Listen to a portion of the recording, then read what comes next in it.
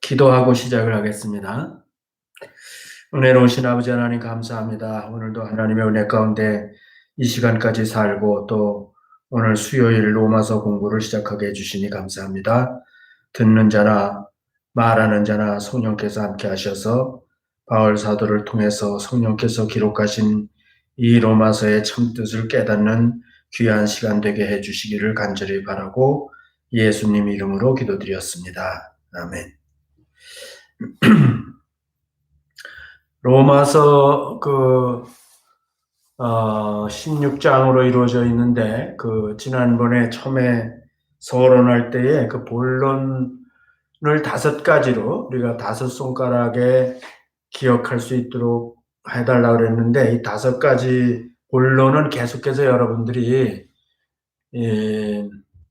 외우세요. 그거를 이게 잊어버리면 안 됩니다. 그래서 로마서 전체 물론 내용이 방대하지만은 그러나 하나님께서 우리가 기억할 수 있도록 정리되어 있습니다. 그래서 1장 1절부터 18절까지는 서론이고 본론이 17절까지 1장 18절부터 15장 14절까지죠. 16절까지 거기까지가 이제 본론인데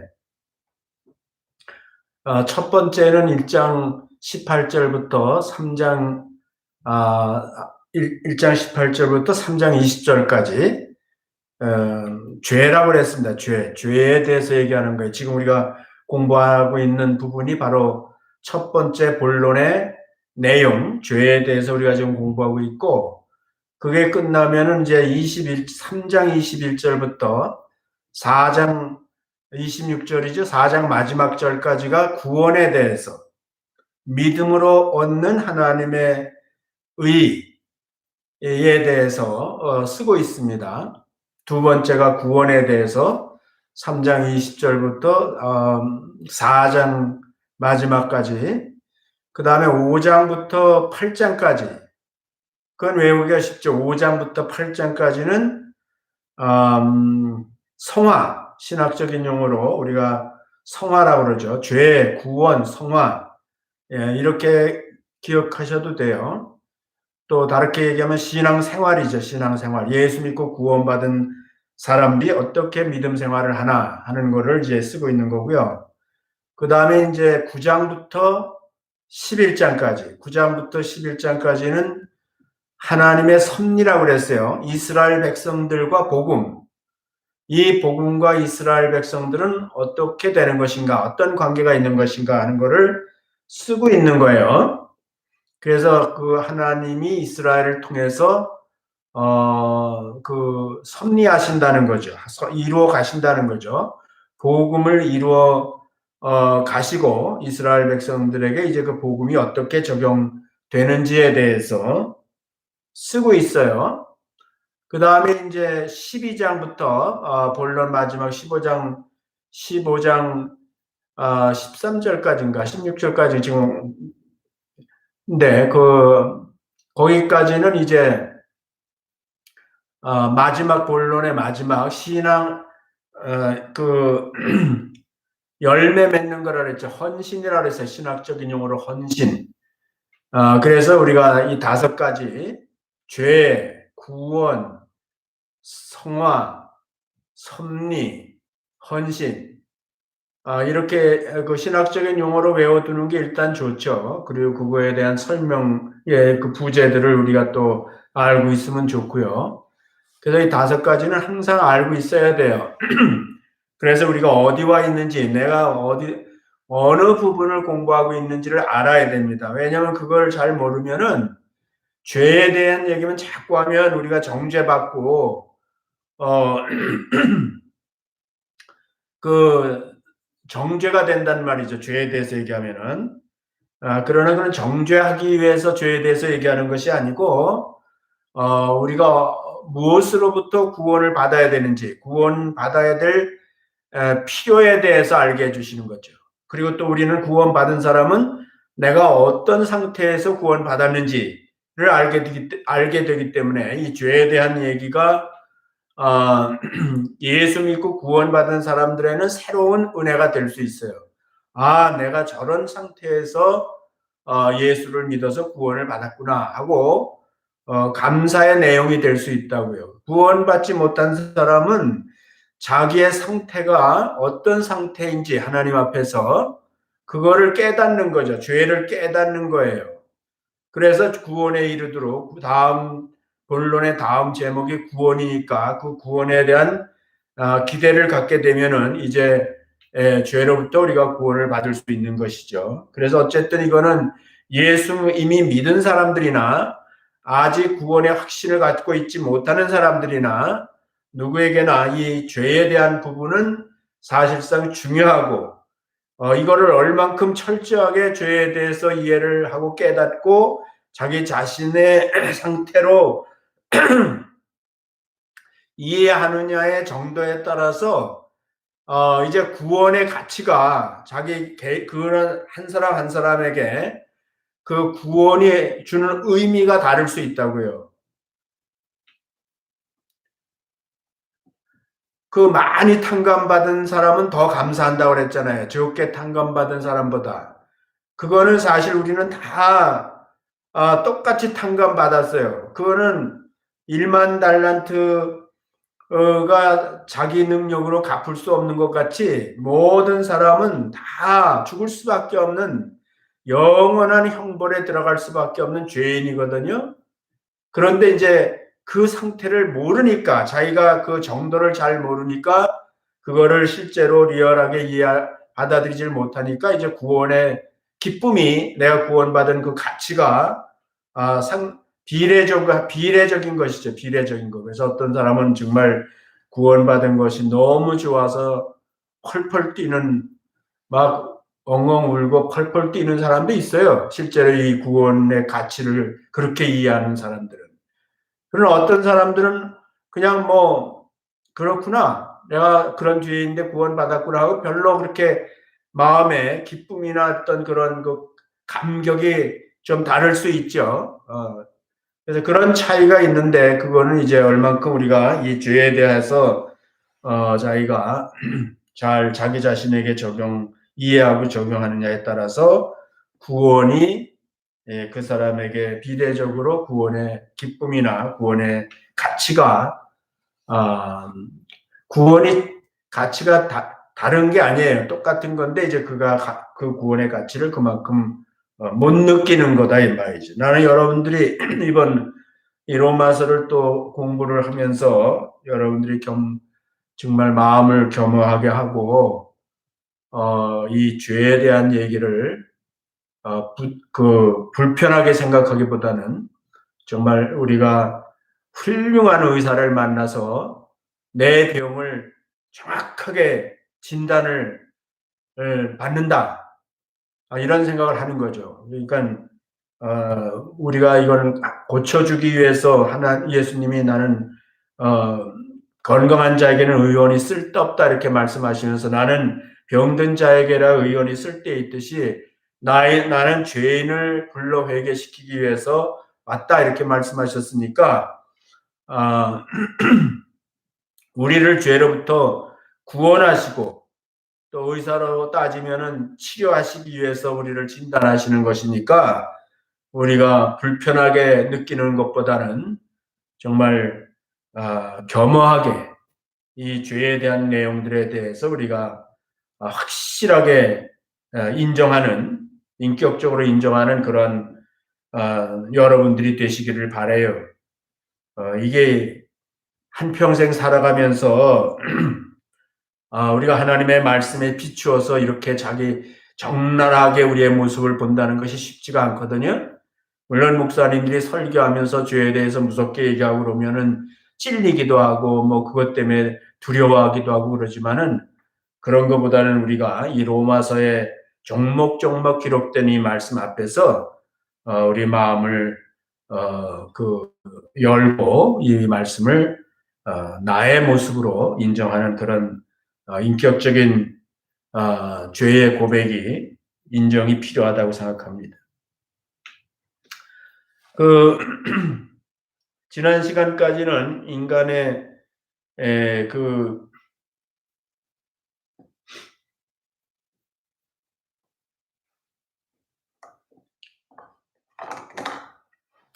글씨가 보이나 모르겠어요. 네, 좀 크게 써볼게요. 하나님이 1장 18절에는 진노의 하나님이라 그래요. 진노의 하나님.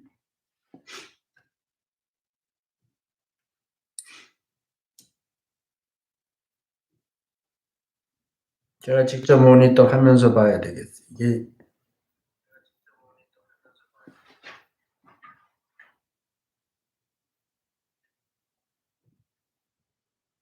보이나?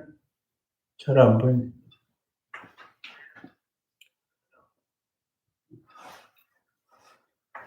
진노하시는 하나님이에요. 이쪽에 이제 불경건에 대한 진노가 있고, 이쪽에는 불의에 대한 진노가 있다. 불의. 그래서 이 하나님의 진노가 나타나는데 그냥 무조건 나타나는 게 아니라 안 보인다래. 안 보이는데 불의.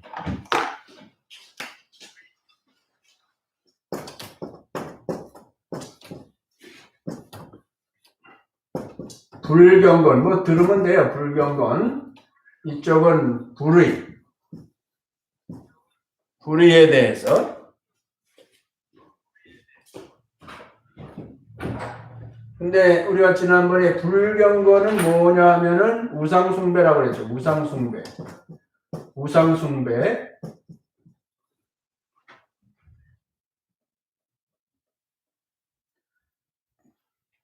불경건은 우상숭배예요. 근데 이 우상숭배라는 것이 실제로 무슨 우상의 형상을 앞에 절하고 그렇게 하는 것도 우상숭배지만은 그 더 근본적인 우상숭배에 대한 어떻게 보면 그 인간의 내면에 대한 우상숭배에 대해서는 골로새서 3장 5절에서 탐심이 우상숭배다 이렇게 얘기하고 있습니다. 탐심. 모든 우상숭배의 근원, 사람들의 마음의 출발이 뭐냐면은 탐심이라 그래서 탐심이 곧 우상숭배니라. 탐심으로부터 시작해서 우상을 섬기게 된다는 거예요. 우상을 갖게 되는데 그거는 하나님을 피조물로 바꾸어서 경배한다. 그리고 그렇게 하는 이유가 뭐냐면은 자기 목적을 위해서 자기가 신을 뒤집힌 거예요. 그러니까 자기가 신을 만드는 거라고. 신을 만드는 거예요. 자기 마음대로. 그래서 이거는 이제 절대적인 하나님을 거절하고 자기가 상대적으로 신을 선택하는 그러한 인간의 탐심이 그와 같은 우상숭배가 된다는 거예요. 그리고 오늘 마지막까지가 불의에 대해서 26절부터 불의에 대한 얘기를 하는 거예요. 불의에 대해서.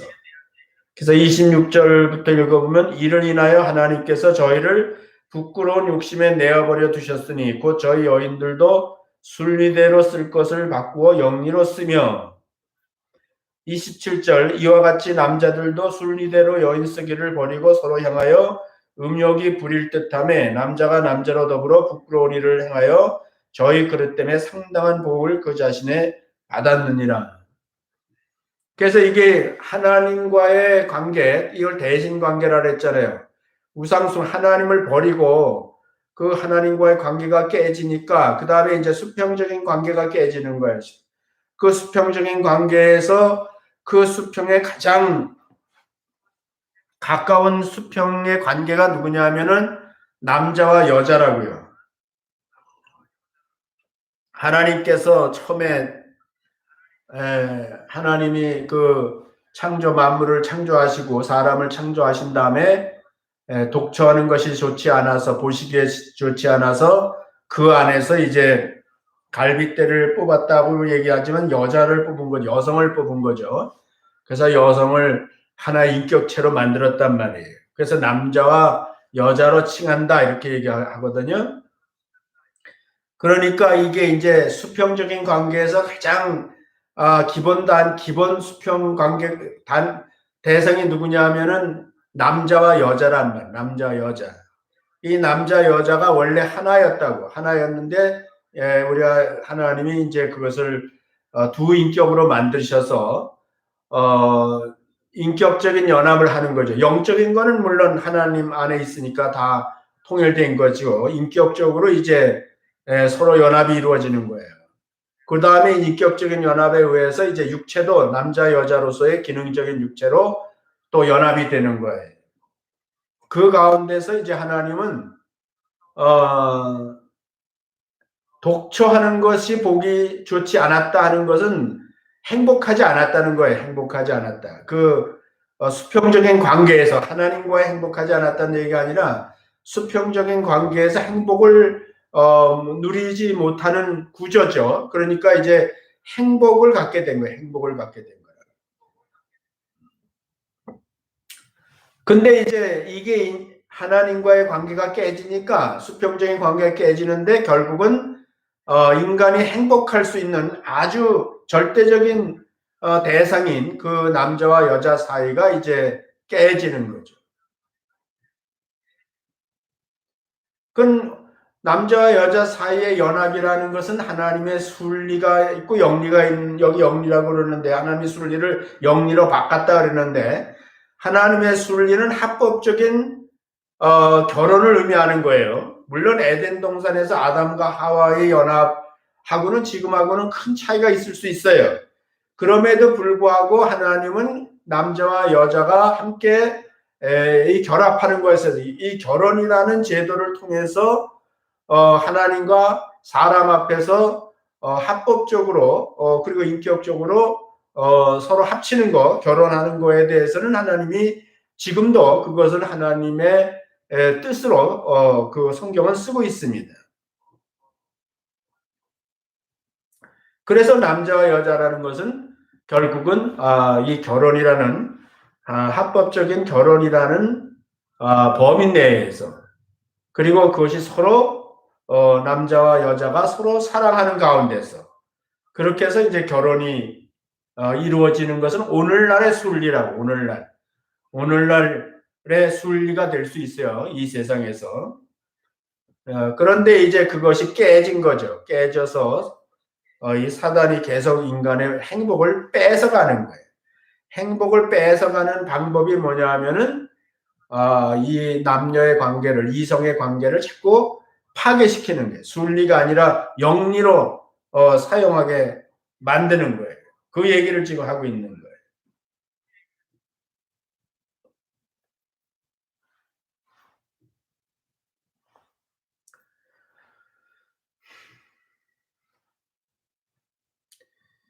그래서 그런 연합을 통해서 하나님이 지난번에 내가 잠깐 얘기했는데 연합을 통해서 하나님이 주시는 축복이 뭐냐면 하나님이 이제 진정한 연합을 통해서 생육하고 번성하게 하신 거죠. 그건 하나님이 만들어 놓은 하나의 그 시스템과 같은 거예요. 오늘날로 말하면 그렇게 되게 해 놓으신 거예요. 그래서 하나님의 형상이 또 태어나는 거죠. 하나님의 형상이 또 태어나서 이 세상에 하나님의 형상으로 충만케 하시기를 원하셨던 것이죠. 그런데 이제 하나님과 관계가 깨지니까 이 모든 이 세상의 행복의 조건을 이 사단이 불행으로 바꿔놓은 거예요. 불행의 씨앗으로 바꿔놓은 거예요.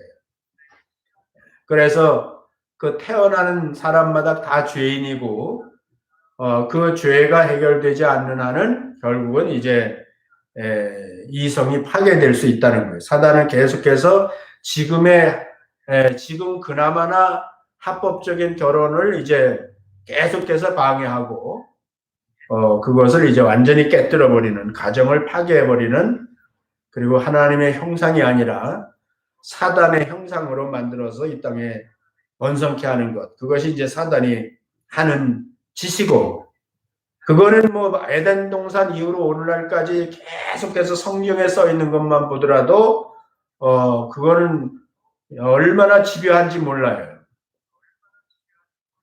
왜 그럴 것 같아요? 그거는 사단이 하나님과 인간 사이를 파괴시키고 인간과 인간 사이를 파괴시켜서 하나님이 원래 창조의 목적에서 그 반대되게 만드는 거예요. 그러니까는 완전히 그 질서를 무질서로 행복을 불행으로 이렇게 만드는 거예요.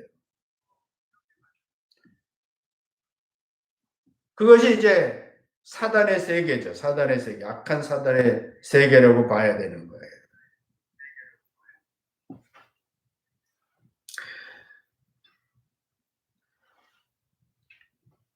그래서 지금은 보면은 이 사단이 그 사단의 음흉한 흉계에 의해서 인간의 그런 여러 가지 가지고 있는 본능적인 육체적인 욕구나 이런 것들을 그 사단이 이용을 해가지고 그래서 이제 가정을 파괴시키고 이성을 파괴시키고 그러면 이제 그 다음에 뭐예요? 사회가 파괴되는 거예요. 그렇게 순서대로 쓰고 있는 거예요. 로마서가 그냥 죄를 뭐 생각나는 대로 쓰고 있는 게 아니에요. 하나님이 성령께서 바울 사도를 감동하셔서 인간이 어디서부터 잘못된 것인지 그 잘못된 결과가 어디까지 그것이 파생돼서 정말 인간 세계가 파괴됐는지 하나님은 어떤 상태에 있는 인간을 정말 구원하시고 누구로부터 구원하시기를 원하시는 것인지 이런 것들을 이제 알게 해 주는 거예요. 그 우리가 이 근본적인 성경에 말하는 죄의 출처를 이해하지 못하게 되면은 그 죄에 대한 오해를 한단 말이죠. 예, 이 사단은요, 이 죄에 대한 출처를 자꾸 감춰요. 인간이 그냥 죄인이라고 그런다고. 인간이 죄인이고 그 죄를 인간이 책임져야 된다고 한다고. 근데 처음에 그 죄의 출처는 누구냐 하면은 사단이라고, 사단. 악한 사단이 죄의 출처란 말이에요. 자기는 광명의 천사로 감추고, 거짓으로 광명의 천사로 감추지만은 사람들 안에 이 죄를 갖다가 극대화시키는 일을 지금 사단이 하고 있는 거예요. 하나님의 순리를 다 영리로 바꿔서 쾌락적인 말초 신경적인 쾌락의 그 자료로 이성을 사용하게 만들고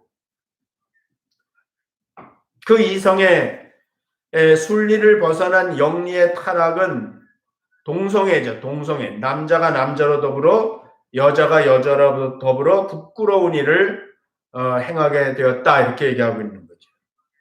오늘날은 뭐 동성애를 뭐 합법화니 뭐 여러 가지 그 이슈가 되는 건 사실이죠.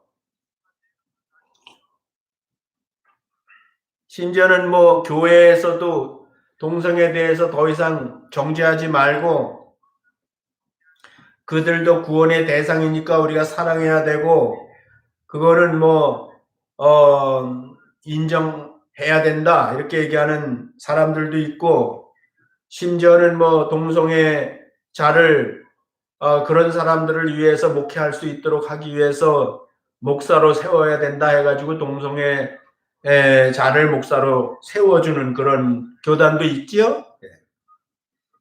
그리고 뭐 여러분들의 자녀들은 이미 학교에 가서 이 동성애라는 것이 뭐 아주 자연스러운 것으로 그런 것들에 대해서 비토하면은 비판하거나 부정적으로 얘기하면은 그 사람은 시대에 아주 뒤떨어져 있거나 오히려 거꾸로 사단같이 봐요. 사탄같이. 이 사회의 부적응자로 본단 말이에요. 그러니까 애들이 아무 비판 능력도 없고 그런 그 다수는 아닌데 다수로 속이죠 사람들이. 그렇게 해서 압력을 가하게 되면 아이들이 대책 없이 그런 거에 오염된단 말이에요.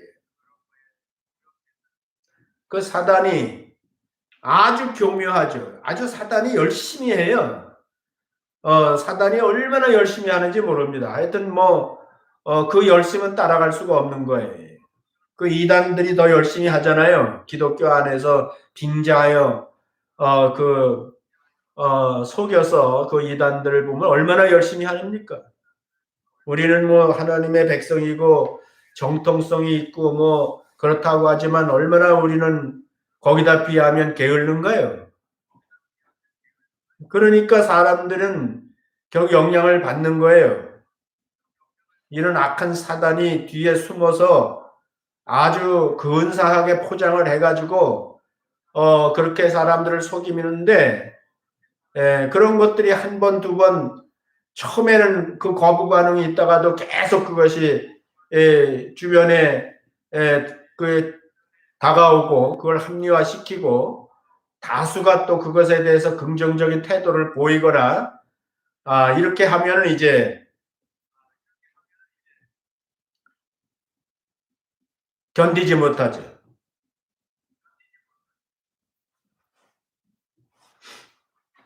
그래서 지금 어쨌든 이 얘기에다 많은 시간을 쏟을 필요는 없지만은 이거는 성경이 2000년 전에 얘기했죠. 오늘 여러분들한테 제가 그 신명기 28장 읽어보시라 그랬잖아요. 신명기 28장에 하나님께서 길죠. 그게 60 몇 줄이나 되는 길어요. 축복과 저주에 대해서 말씀하셨다고요. 근데 저주가 더 길어요. 그 이유가 뭐냐면 인간이 이 세상에 살면서 얼마나 얼마나 많은 죄에 노출되어 있는지, 얼마나 많은 죄에 노출되어 있는지, 하나님의 백성인 이스라엘이라 하더라도 그 죄에서 자유로울 수가 없으니까 이스라엘 백성들을 보호하기 위해서 저주받을 수밖에 없는 죄가 뭐다 하는 거를 이제 다 열거했어요. 그 중에 여기 오늘 지금 21가지 로마서 1장 마지막까지 21가지 죄가 나오는데 그거 다 그 안에 있지요. 그래서 읽어보시라고 그런 거예요. 그 다음에 거기 동성애도 다 있죠, 보면은.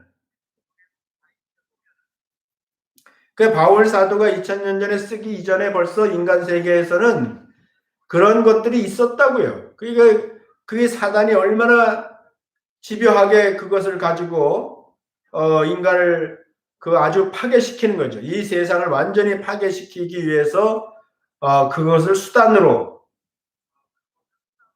쓰는 거예요.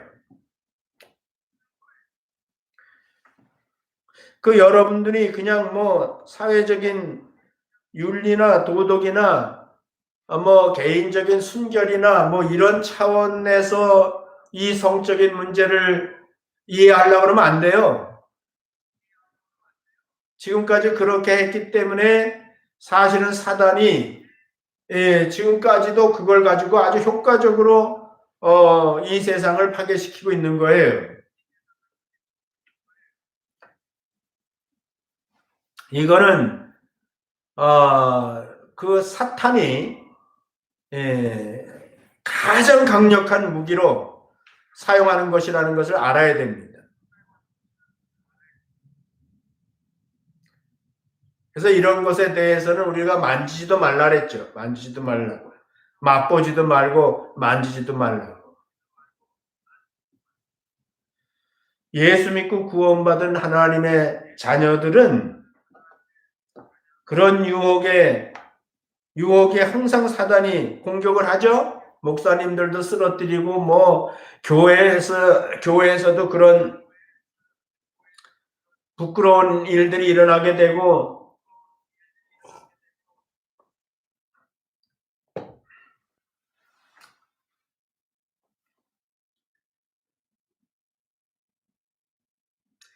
그러나 우리 나주놀타리 교회에 속해 있는 여러분들은요. 그 속으면 안 돼요. 왜냐하면 이거는 그 자신이 상당한 보응을 받고요. 예수 믿은 사람들도요. 이 죄에 관한 이거에 대해서는요. 이 세상에서 그 상당한 보응이 있어요. 그 때문에 그건 함부로 이렇게 쉽게 생각하면 안 되는 거예요.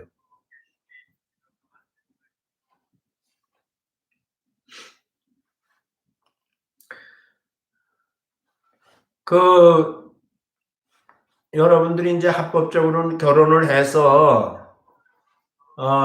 이성 간의 그 성관계나 이런 것들이 사실은 부끄러운 게 아니에요. 합법적으로 한 남자와 여자가 합법적인 순리로 결혼을 해서 성생활하는 거는 그거는 그 나쁜 게 아니라고요. 그러니까 그런 것들을 이런 걸 이제 올바른 지식을 잘 성경적인 이해를 못하면은 그거 자체가 부끄럽고 그거 자체가 어떤 그 죄악시하는 그런 경우들이 있어요, 사람들이. 예, 그것도 사단이 속이는 거예요. 신명기에 보면은 오늘 말씀에는 안 나와 있지만은 그 사람이 결혼을 하면은 그 남자는 1년 동안 군대도 보내면 안 돼요. 전쟁에도 나가면 안 돼요. 1년 동안에는 그 사람에게 어떤 직책을 줘도 안 돼요. 그 1년 동안 뭐 하느냐 하면은 집에서 그 새로 결혼한 아내하고 아주 즐겁고 행복하게 사는 거예요. 그 안에는 성생활도 포함되어 있는 거예요. 물론 1년만 그렇게 하라는 게 아니에요. 그만큼 그것이 중요하다는 거예요. 신약에서도 바울 사도는 그랬어요. 그 음욕이 부릴 듯하여 영리적인 성생활을 하면 안 되기 때문에 남자마다 여자를 두라, 아내를 가지라, 또 여자들은 남편을 가지라.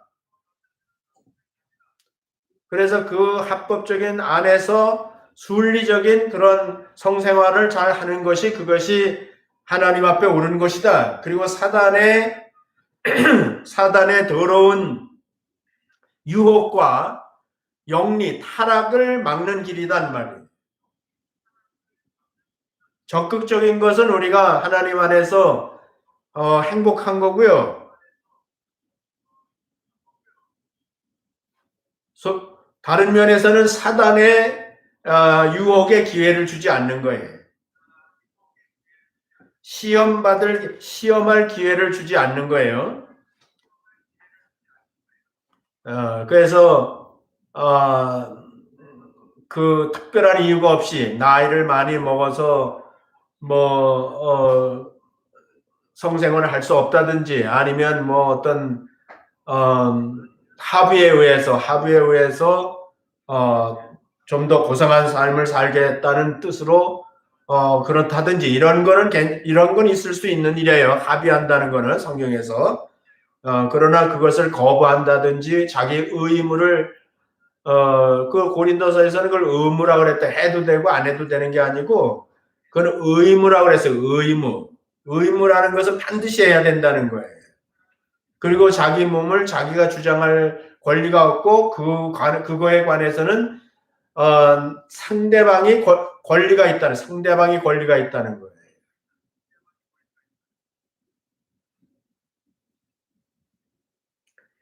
그 에베소서에도 그렇고 남자는 남편은 아내를 사랑하고 아내는 남편에게 복종하라 그러잖아요. 그런 건 일반적인 삶 속에서 사사건건도 다 포함될 수 있지만요. 그 말씀 속에 그 뼈가 뭐냐면요. 그거는 성생활이에요. 그래서 심지어는 거기 복종하라 그래요. 복종하라. 왜냐하면 그런 것들이 순리적으로 이렇게 서로 행복하게 되지 않으면은 그러면 이제 이게 사단이 유혹을 하게 되고 시험을 하게 되고 그래서 예수 믿은 사람들도 까딱 잘못하면은 그런데 넘어가는 거예요.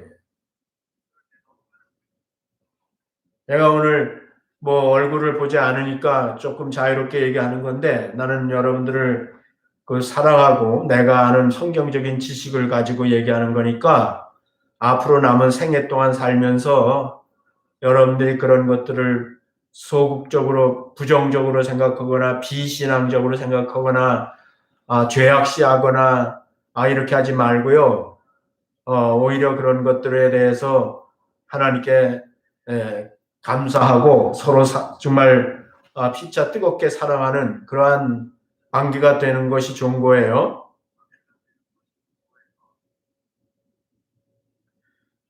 하나님의 말씀에 여러분들이 순종해야 돼요. 자, 그래서 사람의 순결이라는 것이, 그러니까는 결혼하지 않은 사람들은 이제 신체적인 순결을 얘기하는 거고, 결혼한 사람들은 이제 합법적인 결혼 대상, 남편과 아내 사이의 관계를 얘기하는 것이 순결인데, 그것이 이제 깨지면은, 그것이 파괴되잖아요. 그래서 그것을,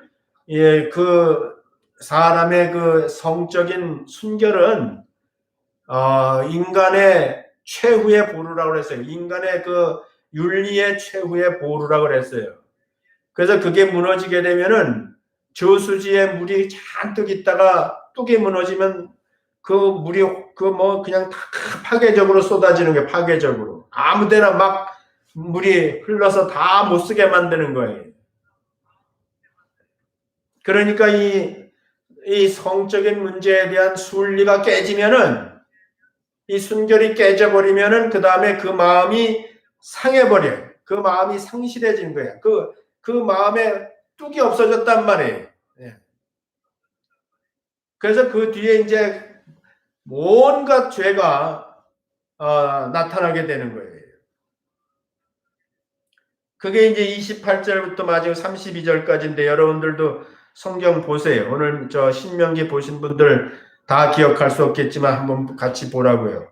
28절 또한 저희가 마음에 하나님 두기를 싫어하며 하나님께서 저희를 그 성실한 마음대로 내어버려 두사 합당치 못한 일을 하게 하셨으니 곧 모든 불의, 추악, 탐욕, 악의가 가득한 자요 시기, 살인, 분쟁, 사기, 악독이 가득한 자요 수근수근하는 자요 비방하는 자요 하나님의 미워하시는 자요. 이거는 번역이 잘못된 거예요. 하나님을 미워하는 자예요. 능욕하는 자요 교만한 자요 자랑하는 자요 악을 도모하는 자요 부모를 거역하는 자요 우매한 자요 배약하는 자요 무정한 자요 무자비한 자라. 여기 세어보세요. 21가지인데 이게 다는 아니에요. 그 당시에 로마에 편지하면서 바울 사도가 이걸 읽는 사람들이 다 동의하고 공감할 수 있는 죄목이에요. 그리고 지금은 어떤 면에서는 여기에 기록된 것보다 훨씬 더 많은 죄목이 있을 수 있어요. 그 당시에 로마 사회가 그랬다고요. 그 당시 로마 사회에서 나타나는 죄들이 지금 바울 사도가 다 쓸 수 없겠죠. 지면에 한계가 있으니까. 그러나 21가지를 쭉 짚고 있는데 이게 다 신명기 28장에 구약에서 하나님이 뭐가 죄다 하는 것을 지적하셨는데 그것에 대한 내용을 가지고 그것이 지금 지어지고 있다. 로마 사람들이나 유대인들이나 그들이 이 편지를 읽으면 남의 얘기하는 게 아니라 자기 얘기하고 있다는 것을 알게 되는, 자기 죄를 알게 되는 거예요. 사실은 여기다 이렇게 내가 21가지를 다 썼는데 안 보여요. 지금 여러분들 거리가 멀어서 이걸 어떻게 개선을 해야 되는데 여기 보면 하나하나 이거 사실 그냥 주르르 얘기하고 다 그냥 우리가 지나갈 수 있는데요. 이게 한 가지 한 가지를 신명기에 나와 있는 말씀 같이요. 하나하나씩을 봐야 돼요. 그러지 않으면 사람들이 자기가 어떤 존재인지 어떤 죄인이라는 것을 그렇게 확실하게 이해 못해요.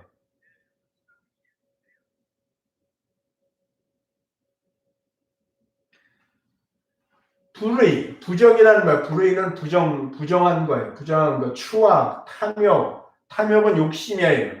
악의가 가득한 자, 악한 생각으로 꽉 차 있는 거예요. 시기, 살인은 실제로 사람을 죽일 수도 있는 것도 살인이라 그러지만은 예수님은 말씀하실 때 마음에 이놈, 형제를 향해 이놈 하면 벌써 그것은 살인한 걸로 취급한다고 했어요. 마음의 살인이에요. 근데 여기 실제적인 살인이에요. 그 당시에 살인이 얼마나 많았는지 몰라요. 내가 오늘 아침에 우연히 유튜브에 지나가는 그냥 뜬 걸 봤는데 그 어느 나라인지는 모르겠어. 내가 그냥 그림만 봤는데 어떤 여자가 자기 아들인 것 같아. 애를 하나 이렇게 걷는 아이인데 애를 데리고 이렇게 철길이 있는데 그 철길을 가요. 이렇게 가다가 기차가 저기서 나타나서 오는 거예요, 지금. 기차가 쭉 나타나서 오니까 이 아이를 이렇게 엄마가 손 붙들고 그 철길 옆을 이렇게 가다가 기차가 오는 거를 보고는 그 점점 철로길로 가더니 말이에요. 그 아이를 갖다 확 철로길에다 밀어넣어 버리는 거예요. 기차는 지금 오고 있는 거예요. 그러니까 그 애가 아직 어린아이가 조그만 아이라 너무 갑자기 철로에 확 밀려가지고 다리를 다쳤는지 못 일어나고 거기서 허둥지둥 하는데 이 여자는 싹 해서 가버리는 거예요. 그런데 다행스러운 거는 그 화면에는 사람이 안 보였는데 갑자기 사람들이 한 두 명이 뛰어나오더니 전력을 다해서 뛰어가가지고 그 아이를 탁 끌어서 내왔는데 내오는 순간 차가 지나갔대. 정말 아찔한 순간이었어. 그리고 뭐 이제 거기 영무원들이 막 나타나서 쫓아가가지고 그 여자를 잡고 그 아이를 데려오고 이제 그런 CCTV에 고정된 거니까 거기까지만 이제 이렇게 봤는데 그거는 내가 볼 때 살인이에요. 자기 자식인 것 같은데 무슨 사연이 있는지는 잘 모르겠지만 어떻게 그 아이를 갖다가 그렇게 무정하게 그렇게 하는지 모르겠어요. 사람이 그런 지경까지 가요. 예, 그런 지경까지 갑니다. 살인, 분쟁, 한낱 싸우죠. 예, 사기치죠. 무슨 사기를 크게 치는 것만 사기치는 게 아니에요. 내가 사람들을 나의 유익을 위해서 사람을 속이는 것이 다 사기예요, 사실은. 크든 작든. 악독이 가득해요. 악하고 독해요. 수근수근 제일 재미있는 거죠. 수근수근. 이 수근수근 자기 혼자 짓는 죄 아니에요. 반드시 상대방을 만들어요. 여러분들이 조심해야 돼요. 수근수근에 끌려 들어가면은 여러분 죄 짓는 거예요. 비방하는 거예요. 남 헐뜯는 거죠. 수근수근 속에 대부분 헐뜯는 거죠. 하나님을 미워하는 자죠. 건방진거에 능욕한다는 것은 건방지게 군다는 거예요. 교만한 건 다 알죠. 밤낮 자랑해요. 자랑.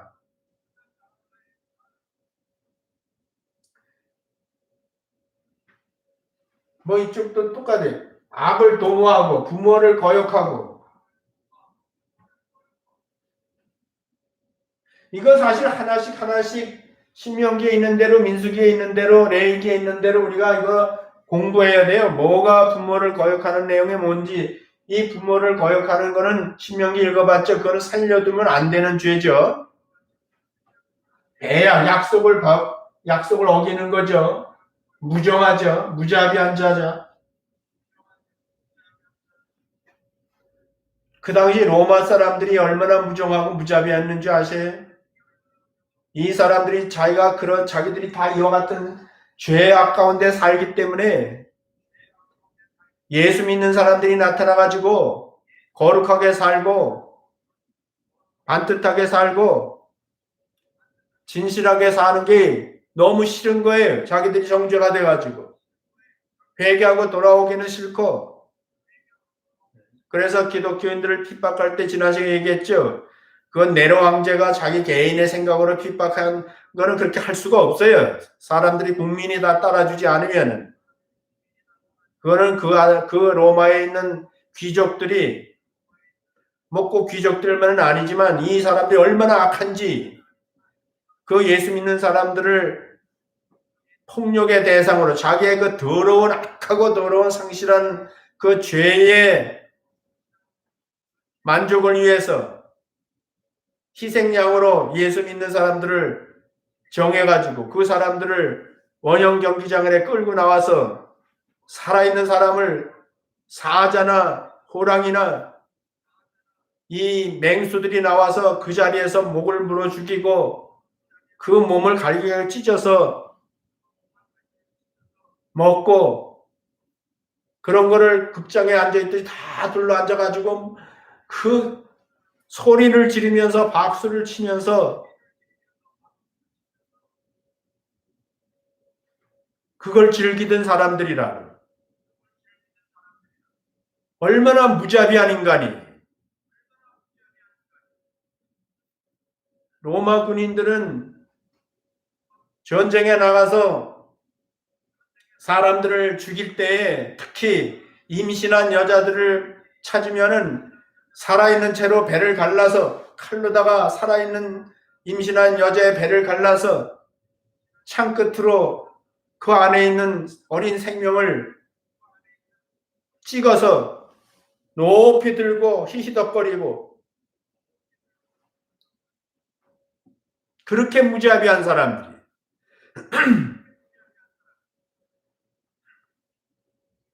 상상을 초월하는 거예요.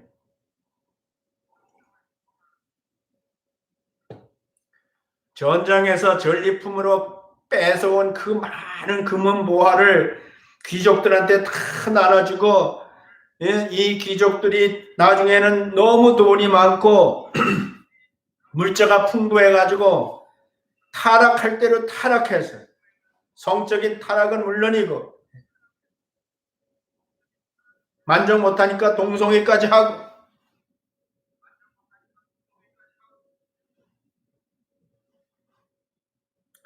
여러분 로마 황제들이 그 양자로 두르죠. 옥타비아누스 처음에 아우구스투 황제도 양자죠. 양자. 그래서 자식을 못 낳아요. 예. 많은 귀족들이 자식을 못 낳습니다. 왜 못 낳는 줄 아세요? 이 성적인 죄를 져가지고 성병에 다 걸려가지고요. 자식을 못 낳는 거예요. 그렇기 때문에 나중에 그 많은 재산을 자기가 어떻게 할 수가 없으니까 양자를 데려다가 자기 아들로 삼고 그 재산을 유지시켜 나가는 거예요. 우리가 로마서에서 8장에 가면 우리가 하나님을 아바 아버지라 부른다는 것은 그 시대에 그런 양자 제도에 따라서 얘기하는 거예요. 양자 제도에 따라서. 자기가 기르던 자기 집에서 자기를 위해서 봉사하던 노예 가운데서 괜찮은 아이를 자기 아들로 입양하는 경우들이 있어요.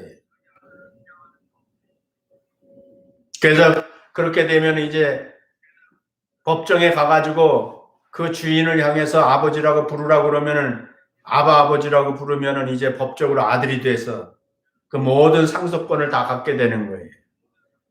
로마서에서는 그 당시 로마에 있는 로마 사회에서 일어나고 있는 그 내용을 로마 사람들은 그래서 쉽게 이해해요. 그것이 뭔지.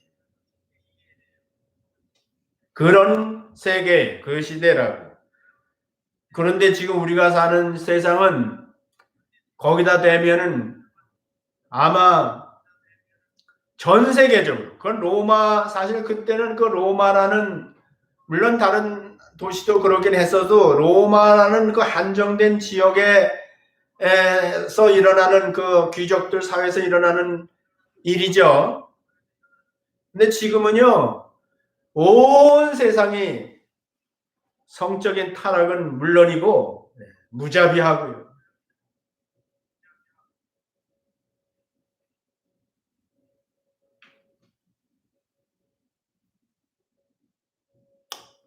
이게 죄예요. 이게 우리가 사는 세상이라고요. 다시 얘기할게요. 이 원인이 너 때문에가 아니라고요. 아닌가요? 물론 2차 원인이에요. 그러나 우리가 예수 믿는 사람들이 깨달아야 될 것은 성경을 통해서 알아야 될 것은 뭐냐면은 그 사단이, 악한 사단이 인간을 지배하기 때문에 그 인간을 통해서, 이 죄인인 인간을 통해서 이 세상을 그렇게 못쓰게 만드는 거예요.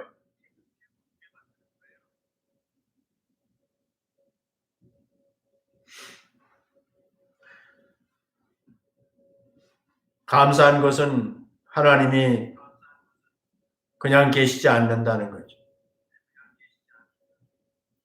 사단이 모르는 사이에 하나님은 사단의 머리를 깨뜨리시고 합법적으로 사단이 더 이상 사람들을 가지고 놀지 못하고 또 사람들을 정죄하지 못하도록 우리 하나님의 지혜로 이 사단을 영원히 멸망시키고 다시 하나님의 형상을 입은 사람들로 다시 하나님의 나라, 예수 그리스도의 세계를 만드시는 거지.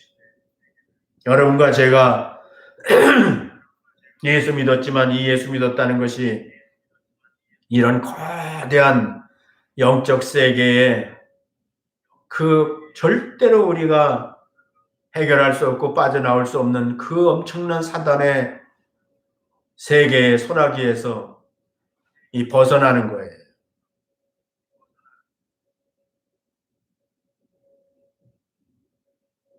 세상에 태어나서 살면서 뭐가 중요한 일이에요? 뭐가 중요한 일이에요? 이 문제를 해결하고 세상에 태어나서 이 문제를 해결했다면 그 사람은 세상에 태어날 만한 거예요. 태어난 진정한 의미가 있는 거예요.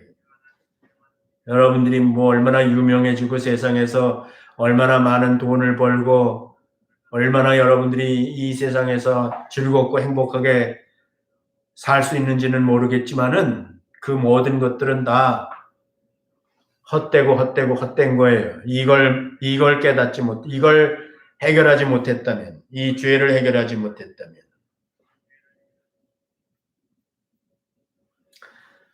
세상 사람들은 그래서 자꾸 상대적인 기준으로 이런 죄를 짓는 것이 괜찮다 하는 거예요. 근데 성경은 뭐라 그랬어요? 이 32절에 저희가 이 같은 일을 행하는 자는 사형에 해당한다고 하나님의 정하심을 알고도 자기들만 행할 뿐 아니라 또한 그 일을 행하는 자를 옳다 하느니라. 서로 괜찮다고 그러는 거예요. 서로 괜찮다고.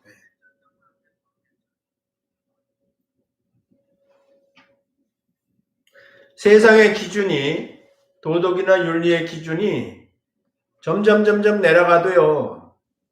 그거를 다수가 그 기준을 삼아버리면요. 그게 그 시대의 법이고 그게 기준이 되는 거예요.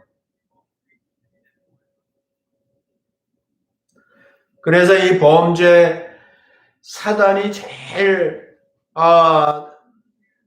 자기 자신을 감추고 이 세상을 타락시키는 일 중에 하나가 뭐냐면은 다수를 씁니다. 다수. 범죄한 다수. 이 다수를 통해서 순리를 영리로 바꾸는 거예요. 그 바꾸는 명수예요. 바꾸는 명수.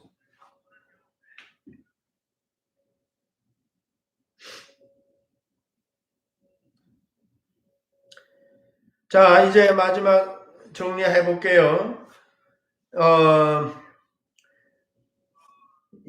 사단은 인간을 통해서 이렇게 다 뒤집어 놓는 거예요. 바꿔 놓는 거예요. 네. 하나님을 피조물로 바꿨죠. 하나님을 피조물로 바꿨어요. 그 다음에 순리를 영리로 바꿨죠. 그 다음에 악을 선으로 바꿨죠. 다 바꿔치기 한 거예요. 다 이렇게 바꿔치기 한 거예요. 여러분과 제가 이 사는 세상은 이렇게 바꿔치기 한 세상에서 살고 있는 거예요. 근데 우리가 하나님의 은혜로 다시 그걸 바꾸는 거예요. 그걸 우리가 뒤집어서 살아야 되는 거예요. 그러니까 그게 얼마나 힘든지 알겠죠?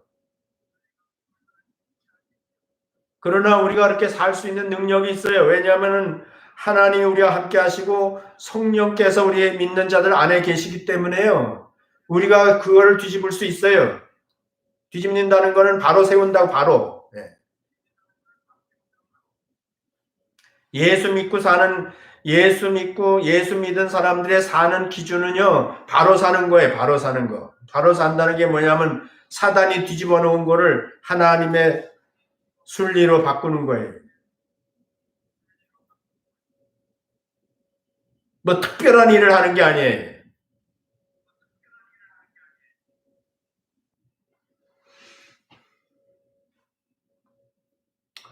오케이. 이제 여기 사람들은 이걸 쭉 볼 때에 21가지나 되는 걸 볼 때에 아니 사형에 해당된다고 그랬는데 뭐 여러분 이거 다 21가지 죄를 져야 이 상태가 돼야 사형에 해당됩니까? 오늘 여러분들 그 신명기 읽으면서 어때요? 그거 다 지어야지 사형에 해당돼요? 성경에는 다 하나씩 띄워놨죠. 이렇게 죄를 하나 띄고 그 죄에 대한 형벌을 하나씩 얘기했죠. 보면은. 그건 무슨 얘기예요? 하나만 져도 여기 한 가지만 해당이 돼도 사형이라는 거예요. 사형. 한 가지만. 아니 여러분들이 성령이 여러분 안에 계시면 이것 쭉 볼 때에 여러분이 거기에 몇 가지가 해당되는지 그걸 헤아릴 필요가 없어요. 여러분은 한 가지만 나한테 있어도 나는 사형이에요. 사형. 이 사형이 죄의 싹시 사망이거든요. 죄의 싹시 사망인데 이 사망이라는 것이 사형이라는 것이 얼마나 무서운 거를 잘 몰라요. 저는 진짜 사형하는 걸 봤어요. 제가 군대 있을 때 예수 믿기 전에 사실 그 사건이 예수 믿게 하는데 큰 역할을 했지만도 사형수를 직접 총으로 쏴서 죽이는 걸 제가 가까이에서 봤다고요. 죄수들을 죽이는 거를요. 그 죄수들을 산으로 끌고 와서 앰뷸런스에다 태워 갖고 와가지고 기둥을 다 이렇게 세워놓고 네 사람을 죽이는데 4개를 세워놓고 그 사람들을 앰뷸런스에서 수갑을 채고 발에 수갑을 채워서 헌병들이 끌고 와가지고 기둥에다 세우고 줄로다가 묶어요. 목도 묶고 가슴도 묶고 배도 묶고 엉덩이도 묶고 다리도 종아리 허벅지도 묶고 다리도 묶고 발목까지 묶어서 기둥에 아주 그냥 그 기둥에 꼼짝 못하게 묶어놔요. 진짜로.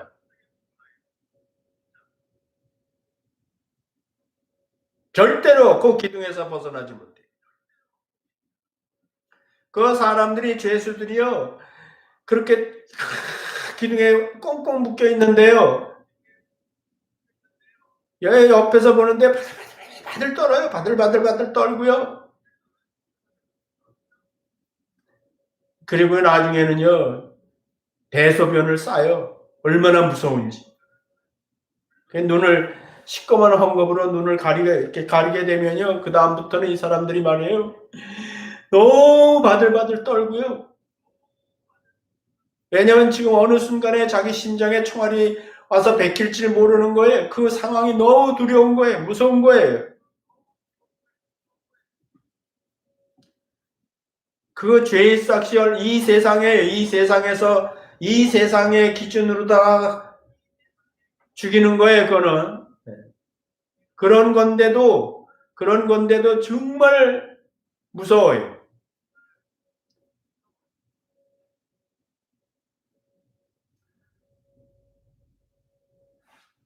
그 지휘관이 손을 들었다가 휙 내리는 순간 빵 하고 총을 쏘면은 이 총알이 심장을 뚫고 나가버리면은 정말 듣기 괴로운 신음소리를 몇 초 동안 내다가 푹 하고 머리가 떨어져 죽는 거예요. 근데 이게 법으로 죽이니까 그냥 그대로 죽었다고 생각하진 않아요. 전부 다 또 그러면 이제 그 다음에 거기 집행관이 권총을 꺼내가지고 죽어있는 사람 머리에다 대고 3방씩 또 땅땅땅 쏴요. 확인 사살이에요. 그거는 그렇게 정해져 있어요. 그냥 확실하게 죽겠네. 근데 죽는 사람도 무섭지만요, 그 죽는 거를 집행하는 걸 옆에서 참관하면서 보는 사람들도요, 부들부들 떨어요. 이 피가, 그 사람들 피가 심장에서 쏟아져서 쫙 내려가는 걸 보면요, 나도 이 머리에서 발끝까지 피가 다 빠져나가는 것 같아요. 털썩 주저앉아요. 그리고 며칠 밥을 못 먹어요. 그리고 두려워요. 움직일 수가 없어요. 왜냐하면은 나도 그 안에 분노가 있기 때문에 그 사람들 다 분노를 못 참아가지고 죄를 져서 살인을 해가지고 죽는 거예요, 자기가. 근데 뭐 누구나 다 그러고 있잖아요. 분을 못 참으면 그냥 분을 못 사겨가지고 살인할 수 있잖아요. 누구든지 실수할 수 있잖아요, 그렇게. 그러니까 그 사건을 본 다음에 너무 조심스러운 거예요. 사는 게 무서운 거예요. 죄인이 사는 게 무섭다고요, 죄인이. 왜냐면 언제든지 죄를 질 수 있고, 죄의 싹은 사망인데요. 사람들은 그런 사형수가 안 된 것 같고, 난 뭐 괜찮다 하지만 여러분 그렇지 않은 거예요. 여러분들이 그거는 아무것도 아니에요. 총에 맞아서 죽는, 육체가 죽는 거는 아무것도 아니에요. 내가 나중에 예수 믿고 나서 얼마나 정말 지금까지도 감사하는 건데, 나는 세상의 사형에서 벗어난 게 아니고 영원한 그건 죽으면 숨 끊어지면 끝나는 거잖아요. 그렇지만 이건 그게 아니에요. 영원한 지옥에서 그 사망의 두려움과 고통을 계속 거기 상태에서 벗어나지 못하는 거예요. 근데 거기에서 내가 구원받은 거예요. 여러분들이 여기에 열거되어 있는 말씀이 여러분에게 은혜가 되어야 돼요. 왜냐하면은 그런 상태에서 내가 죄의 사함을 받고 영원한 지옥의 사형에서부터 벗어났다는 것에 대해서 감격이 있어야 된다고요. 기도하고 마치겠습니다.